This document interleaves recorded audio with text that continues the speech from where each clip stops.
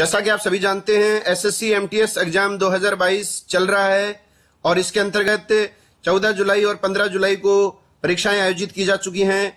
इसी क्रम में 14 जुलाई 2022 को जीके के कौन से महत्वपूर्ण प्रश्न पूछे गए हैं और 15 जुलाई को कौन कौन से जीके के महत्वपूर्ण प्रश्न पूछे गए हैं, वही इस वीडियो के माध्यम से मैं आपके बीच लेकर आया हूं। वीडियो को अंत तक देखिए, ये आपके लिए बहुत ही महत्वपूर्ण वीडियो सिद्ध होने वाला है। इसका कारण ये है कि साथियों, इन दोनों दिनों के जो प्रश्न पत्र आए हैं दोनों शिफ्टों में, वो लगभग मिलते जुलते से टॉपिकों में से आए हैं। अगर आपने इस फंडा को समझ लिया है तो निश्चित रूप से आगामी शिफ्टों में आपके जो प्रश्न होंगे वो निश्चित रूप से सही होंगे। और इस वीडियो के माध्यम से मैं आपके बीच में वो प्रश्न भी लाऊंगा जो आगामी पेपर्स में निश्चित रूप से पूछे जाएंगे, क्योंकि कारण क्या है कि जो टॉपिक्स इन्होंने उठाए हैं उन्हीं टॉपिक्स से अलग अलग प्रश्न जो है वो हर शिफ्ट के पेपर में पूछे जा रहे हैं। तो मैं रमेश मुंड GK selection point YouTube channel से आपका हार्दिक स्वागत करता हूं। वीडियो को अंत तक देखिए, अच्छा लगे तो लाइक जरूर कीजिएगा, अधिक से अधिक साथियों में शेयर करें। चैनल पर नए हैं तो चैनल को सब्सक्राइब कर लें, बेल आइकन को दबा लें ताकि मेरे द्वारा प्रदर्शित आगामी वीडियोस के नोटिफिकेशन सबसे पहले आपको प्राप्त हो सकें। पहला प्रश्न है, पंजाब के वर्तमान चीफ मिनिस्टर मुख्यमंत्री हैं। तो देखिए साथियों, ये प्रश्न पूछा गया था 14 जुलाई 2022 को एसएससी एमटीएस एग्जाम में। पंजाब के मुख्यमंत्री का नाम पूछा गया था, क्योंकि अभी ये बने हैं इसलिए इंपॉर्टेंट हैं, भगवंत मान। अब देखिए आगामी परीक्षा में प्रश्न आ सकता है कि भगवंत मान का संबंध किस पार्टी से है, तो ये आम आदमी पार्टी से संबंध रखते हैं।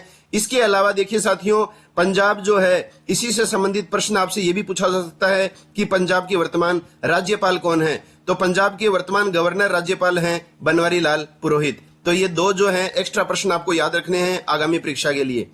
दूसरा प्रश्न है, राज्य के नीति निर्देशक तत्व किस भाग में है। तो directive principles of state policy जो है वो भारतीय संविधान के किस भाग में है, ये प्रश्न पूछा गया था। तो इसका सही उत्तर है भाग 4। अब देखिए साथियों, इसमें प्रश्न ये बन सकता है कि नीति निर्देशक तत्वों को इन्होंने हाईलाइट किया है, तो प्रश्न आ जाएगा किस देश से लिए गए हैं ये। तो ये नीति निर्देशक तत्व आयरलैंड से लिए गए हैं। कौन से अनुच्छेद से लेकर कौन से अनुच्छेद तक वर्णित हैं, यह प्रश्न भी आपको ध्यान में रखना है। तो अनुच्छेद 36 से लेकर अनुच्छेद 51 तक। इसके अलावा आप मौलिक अधिकार जो हैं वो ध्यान में रख सकते हैं। मौलिक अधिकार जो हैं वो अमेरिका से लिए गए हैं और अनुच्छेद 12 से लेकर अनुच्छेद 35 तक मौलिक अधिकारों का वर्णन किया गया है। अगला प्रश्न है, द ग्रेट इंडियन जो पुस्तक है उसके लेखक का नाम पूछा गया था आपसे। तो इसके लेखक हैं शशि थरूर। अब देखिए साथियों, इसी शशि थरूर से संबंधित जो अन्य पुस्तकें हैं वो आपको निश्चित रूप से पढ़ के जानी है, क्योंकि प्रश्न निश्चित रूप से यहां से पूछा जाएगा। तो ग्रेट इंडियन जो है वो पुस्तक जो है वो पूछ ली गई है, शशि थरूर ने लिखी है। अब आपसे प्रश्न आ सकता है कि शशि थरूर का संबंध किस क्षेत्र से है। तो ये प्रसिद्ध राजनीतिज्ञ भी हैं और अर्थशास्त्री भी हैं। अब देखिए इनकी अन्य जो पुस्तकें हैं वो आपको ध्यान में रखनी है। वाई आई एम हिंदू, एक इनकी पुस्तक है द पैराडॉक्सिकल प्राइम मिनिस्टर, और एक पुस्तक है एन एरा ऑफ डार्कनेस। ये पुस्तक कई बार परीक्षाओं में आ चुकी है, द पैराडॉक्सिकल प्राइम मिनिस्टर। तो इसके लिए आप तैयार रहें आगामी परीक्षा के लिए। अगला प्रश्न है, ब्रह्म समाज का संस्थापक। तो ब्रह्म समाज का संस्थापक जो है वो माना जाता है राजा राम मोहन राय को, और ब्रह्म समाज की स्थापना कब की गई थी इनके द्वारा, 1828 में। अब देखिए साथियों, कुछ अन्य संस्थाएं मैं आपके बीच लेकर आया हूं जो आगामी शिफ्ट में पक्की आ सकती हैं, इन पर आप गौर फरमाइएगा।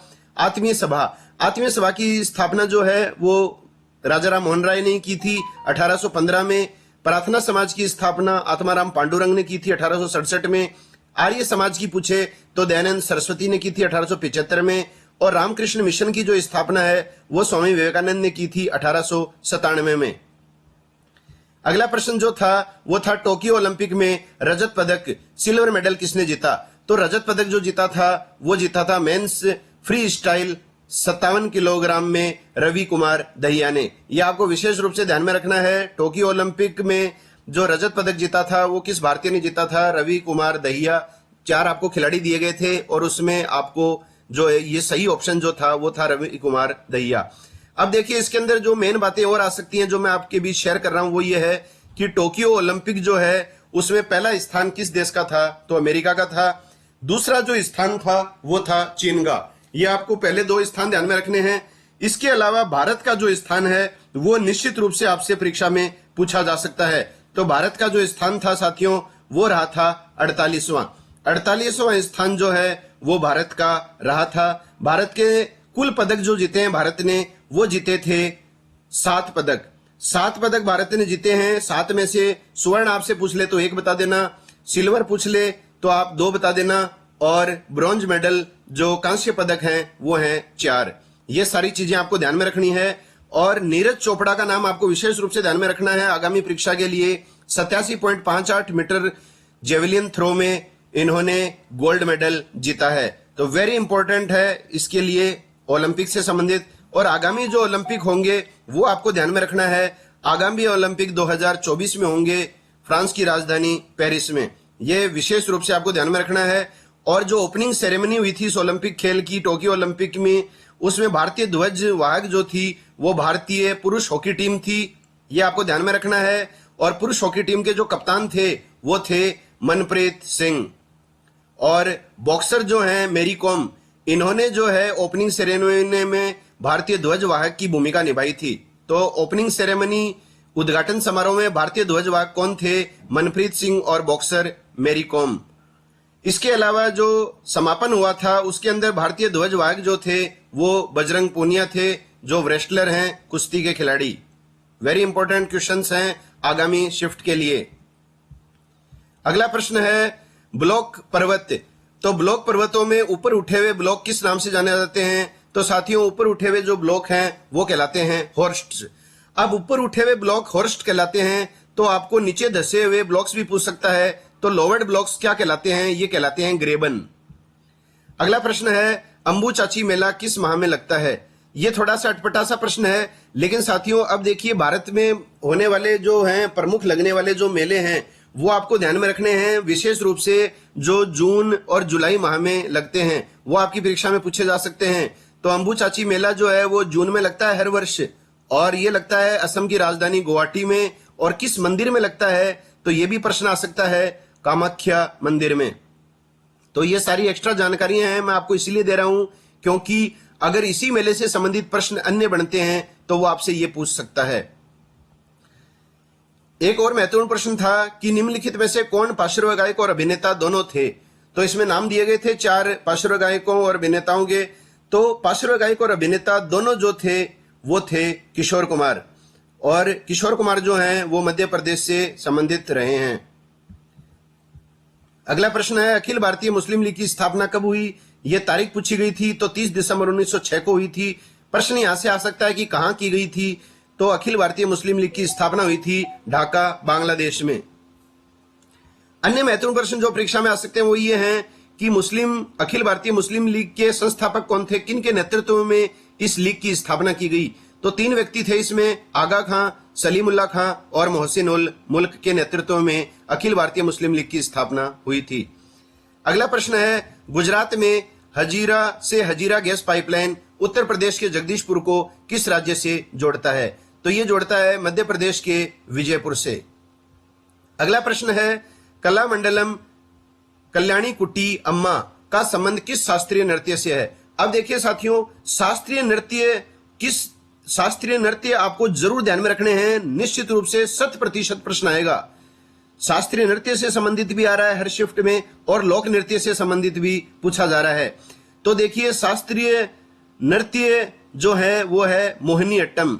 मोहिनीअट्टम किस राज्य का शास्त्रीय नृत्य है? तो ये केरल का है, और इसी से संबंधित नृत्यांगना है कलामंडलम कल्याणी कुट्टी अम्मा।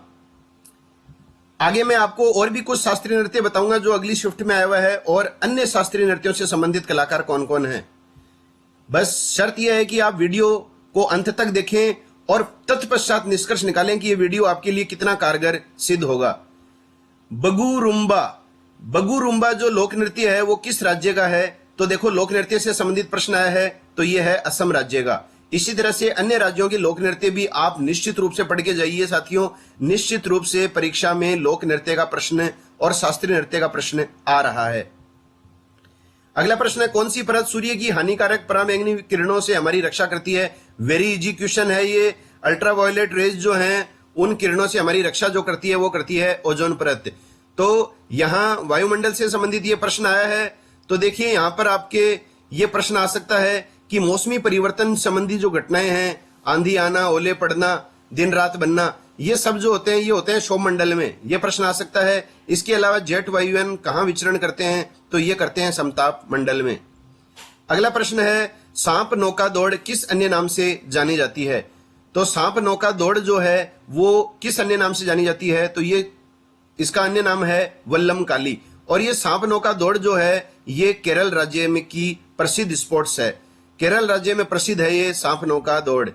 तो विभिन्न राज्यों से संबंधित जो प्रमुख जो खेल हैं वो भी आप निश्चित रूप से पढ़ के जाइए, हर किताब में आपको इनकी सूची मिल जाती है, आप जरूर देख के जाइएगा।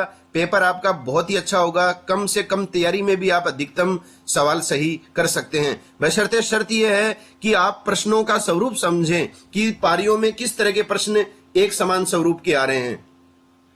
अगला प्रश्न है नागर व द्रविड़ शैली कहाँ की है, तो नागर व द्रविड़ शैली जो है वो उत्तरी और दक्षिणी भारत की है। अगर केवल नागर शैली पूछता है यहाँ पर तो उत्तर आ जाता उत्तरी भारत की मंदिर निर्माण की शैलियां हैं ये। नागर शैली उत्तरी भारत में प्रचलित है और द्रविड़ शैली जो है उसका संबंध है दक्षिणी भारत से। तो मंदिर निर्माण से संबंधित प्रश्न भी आपको निश्चित रूप से पूछा जा सकता है। मंदिर निर्माण का शैली का जो विकास हुआ था वो गुप्त काल में हुआ था, याद रखना है आपको। अब देखिए 15 जुलाई 2022 के क्वेश्चंस में आपके बीच लाया हूं। प्रश्न आया था सुंग वंश की स्थापना किसने की, तो सुंग वंश की जो स्थापना की थी वो की गई थी पुष्यमित्र सुंग के द्वारा। अब देखिए यहाँ पर जो आपको बात समझने वाली है वो ये नहीं है कि आप इस प्रश्न को देखें, आप समझिए बात को। यहाँ पर इतिहास के प्रमुख जो वंश हैं उन वंशों के संस्थापक आपको निश्चित रूप से पूछे जा सकते हैं। जैसे मौर्य वंश का संस्थापक आपको पूछा जा सकता है, चंद्रगुप्त मौर्य था। गुप्त वंश का संस्थापक आपको पूछा जा सकता है, गुप्त वंश का संस्थापक जो था वो श्रीगुप्त था। और गुप्त वंश का वास्तविक संस्थापक जो था वो चंद्रगुप्त प्रथम था। इसी तरह से मुगल वंश का संस्थापक पूछा जा सकता है, बाबर था। इसी तरह से दिल्ली सल्तनत के जो 5 वंश थे, गुलाम वंश, खिलजी वंश, तुगलक वंश, लोधी वंश, सैयद वंश, इनके संस्थापक भी आपको परीक्षा में पूछ सकता है। समझ जाइए अभी से पेपर का स्वरूप। तो सुंग वंश का संस्थापक पुष्यमित्र सुंग था।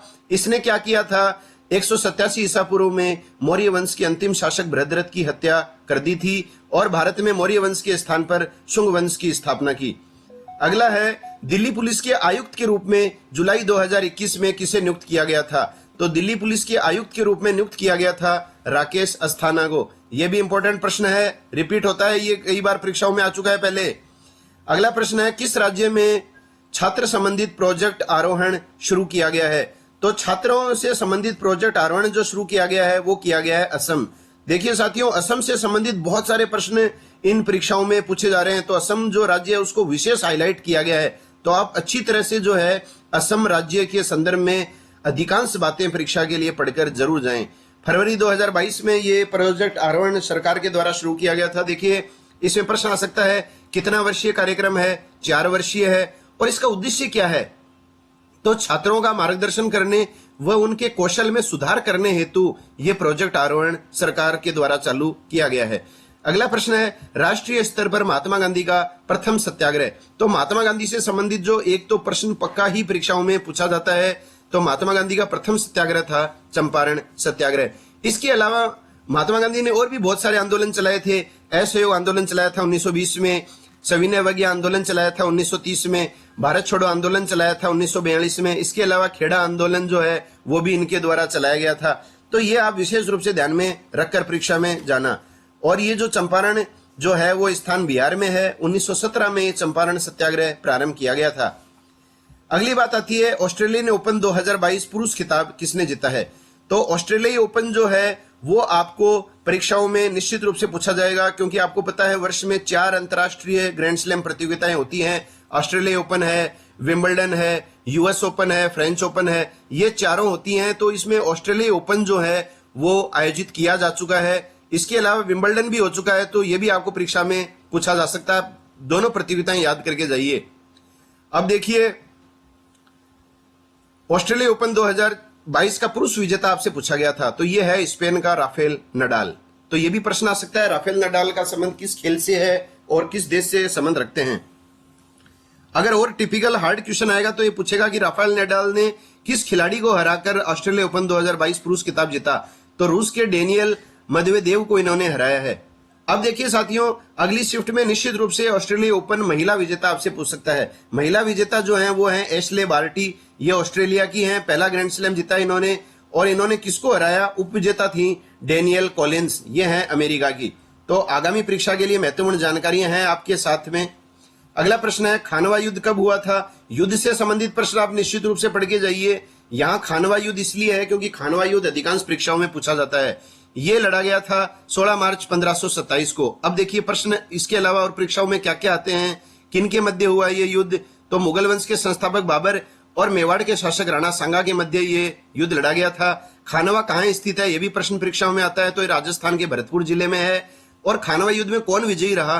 तो बाबर विजयी रहा था। और गाजी की उपाधि जो है वो बाबर को दी गई थी इस युद्ध में विजय होने के पश्चात। इसके अलावा अन्य जो युद्ध हैं, पानीपत का प्रथम युद्ध, पानीपत का द्वितीय युद्ध, पानीपत का तृतीय युद्ध है, हल्दी घाटी का जो युद्ध है, प्लासी का युद्ध है, बक्सर का युद्ध है, ये युद्ध आप निश्चित रूप से परीक्षाओं के लिए याद करके जाइए। आगामी शिफ्टों में इनमें से प्रश्न आपसे पूछा जा सकता है।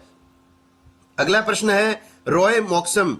रॉय मॉक्सम जो है ये जाने माने राइटर हैं, लेखक हैं। इनके द्वारा हाल ही में फुल्लन देवी पर कौन सी पुस्तक लिखी गई है? बहुत ही इंपॉर्टेंट क्वेश्चन है। तो रॉय मॉक्सम ने जो है फुल्लन देवी पर पुस्तक लिखी हाल ही में, outlaw India's bandit queen and me. ये पुस्तक आपको ध्यान में रखनी है। अब इसमें प्रश्न ये बनता है कि बैंडिट क्वीन के नाम से किसे जाना जाता है? तो वो जाना जाता है फुल्लन देवी को। अगला प्रश्न है तंजौर बाला सरस्वती का संबंध किस शास्त्रीय नृत्य से है? देखिए साथियों, पिछली शिफ्ट में भी शास्त्रीय नृत्य से संबंधित प्रश्न आया था, वो भी कलाकार का नाम आपको दिया गया था, इसमें भी दिया गया है।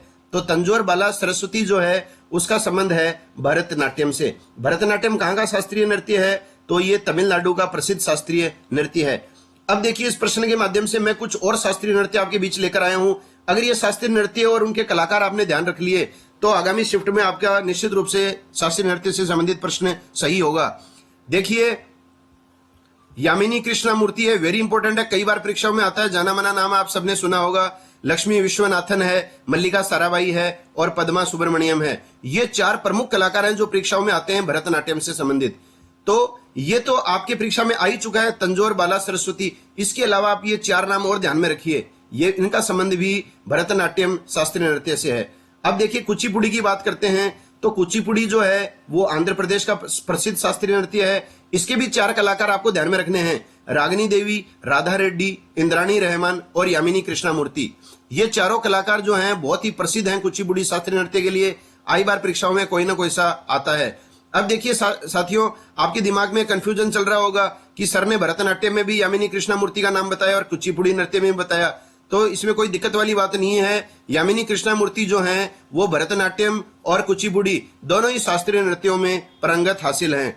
अब देखिए आगे कथकली है। कथकली केरल का प्रसिद्ध नृत्य है। इसमें आपको तीन नाम ध्यान में रखने हैं, नाम और भी बहुत हैं लेकिन ये तीन मैंने वो नाम लिखे हैं जो आई बार परीक्षाओं में आते हैं, वीएन मेनन, गोपीनाथ और रीता गांगुली। ये तीनों हैं कथकली केरल से संबंधित। इसके अलावा है केलूचरण महापात्र, सोनल मानसिंह, शेरोन लावेन। ये तीनों जो हैं ये भी आई बार परीक्षाओं में आते हैं। आपने नाम सुना होगा केलूचरण महापात्र और सोनल मानसिंह। सोनल मानसिंह तो सबसे ज्यादा परीक्षाओं में पूछा जाता है। ये तीनों किस शास्त्रीय नृत्य से संबंधित हैं? तो ये हैं ओडिसी नृत्य। और ओडिसी नृत्य नाम से आपको पता चल रहा है ओडिशा का शास्त्रीय नृत्य है।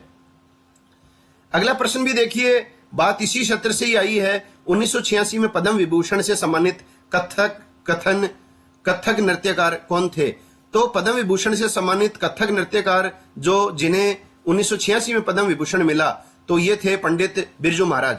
अब देखिए साथियों, इस प्रश्न से आपको क्या अंदाजा हुआ कि 2022 में जो भारत सरकार के द्वारा जो पद्म नागरिक अलंकरण दिए गए हैं वो आप निश्चित रूप से पढ़कर जाइए। उनसे संबंधित किसी भी व्यक्ति का नाम आ सकता है और आपसे पूछ सकता है वो किस क्षेत्र से संबंध रखते हैं। अगला प्रश्न है, निम्न में से किन जानवरों की रीढ़ की हड्डी नहीं होती है? तो कौन से जानवर हैं जिनकी रीढ़ की हड्डी नहीं होती है? तो उनको क्या कहा जाता है? इनको कहा जाता है इनवर्ब्रेट्स। इनवर्ब्रेट्स का मतलब है अकशेरुकीय। तो अकशेरुकीय कहा जाता है इनवर्ब्रेट्स को। और इसके उदाहरण आपसे पूछा जा सकता है। तो इनके उदाहरण जो हैं वो हैं स्पॉन्ग्स, कोरल्स, वर्म्स, इंसेक्ट्स और स्पाइडर्स।